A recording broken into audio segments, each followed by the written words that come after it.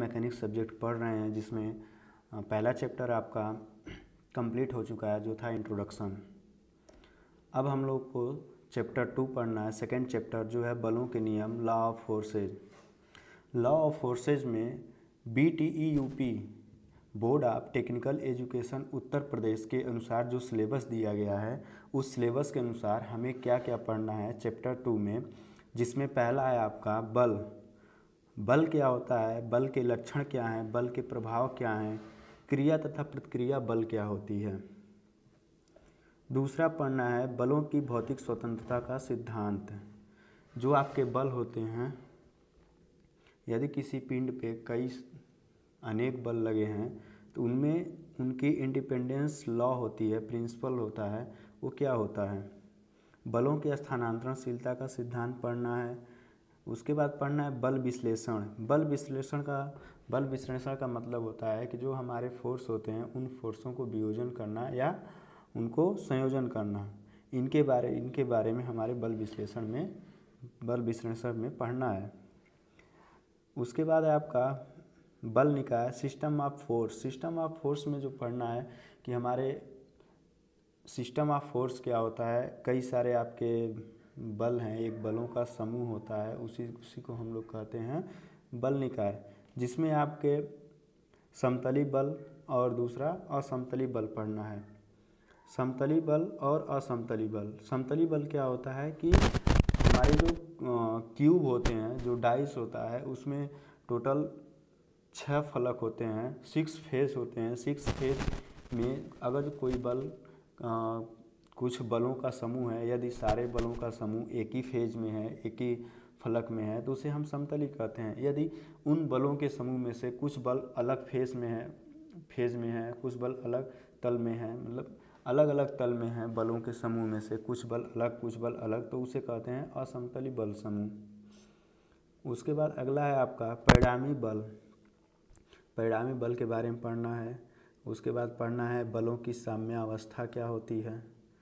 बलों की साम्य अवस्था का मतलब है कि यदि किसी पिंड पे कई सारे बल कार्य कर रहे हैं तो वह साम्य अवस्था में कब होंगे, तो इनके बारे में पढ़ना है। उसके बाद अगला पढ़ना है आपके बलों के समांतर चतुर्भुज का नियम, जो आपका इम्पोर्टेंट भी है।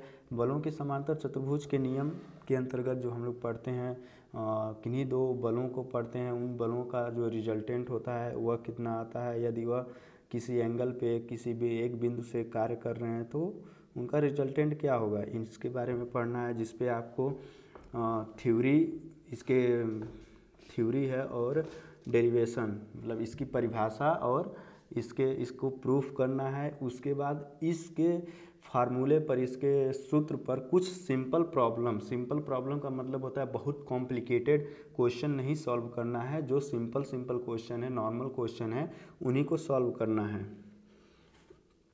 उसके बाद है आपका अगला बलों के बहुभुज का नियम। इनके बारे में पढ़ना है कि जो बल हैं उनके बहुभुज का नियम क्या होता है और त्रिभुज का नियम। बलों के बहुभुज का नियम और बलों के त्रिभुज का नियम। उसके बाद अगला है आपका लामी प्रमेय। लामी प्रमेय में जो अभी है, जो BTE बोर्ड के सिलेबस के अनुसार है, वह सिर्फ कंसेप्ट ओनली है, सिर्फ आपको कंसेप्ट है। और कंसेप्ट के बाद इसके सूत्र पे कुछ सिंपल क्वेश्चन है जो आपको सॉल्व करना है। उसके बाद अगला है आपका बलों का वियोजन। बलों का वियोजन है कि आप जो बल है उनको किस प्रकार वियोजित करते हैं, तो हमारा क्या होता है, कौन कौन से 2 नियम हैं इनमें वियोजन करने के। उसके बाद अगला है आपका समतली समांगी बलों का परिणामी, तो इसके बारे में पढ़ना है। उसके बाद अगला आपका पढ़ना है मुक्त पिंड आरेख, FBD diagram, FBD short form में जिसे कहते हैं, जो होता है आपका फ्री बॉडी डायग्राम। तो यह आपका अभी यहाँ पर इसके बारे में बताया जाएगा और फ्री बॉडी डायग्राम कैसे बनता है इसको बताया जाएगा। यहाँ पर आपको सिर्फ इसमें इसकी नॉर्मल चीज़ें हैं, लेकिन जैसे आप इसके बाद अपर क्लासेज में जाएंगे, सेकेंड ईयर में जाएंगे, फाइनल ईयर में जाएंगे, वहाँ पर इसका एक अलग ही महत्व है। इसमें इसके बारे में कुछ इसमें अधिक पढ़ना है, अधिक जानना है, ताकि आप यहाँ पे जाने रहेंगे कि किसी भी बॉडी का फ्री बॉडी डायग्राम कैसे बनता है, किसी भी वस्तु का, तो वहाँ पर आपको बनाना है ऊपर की क्लासों में।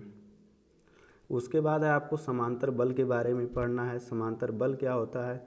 उसके बाद जो आपको आगे पढ़ना है वह आपका पढ़ना है टाइप ऑफ लोड।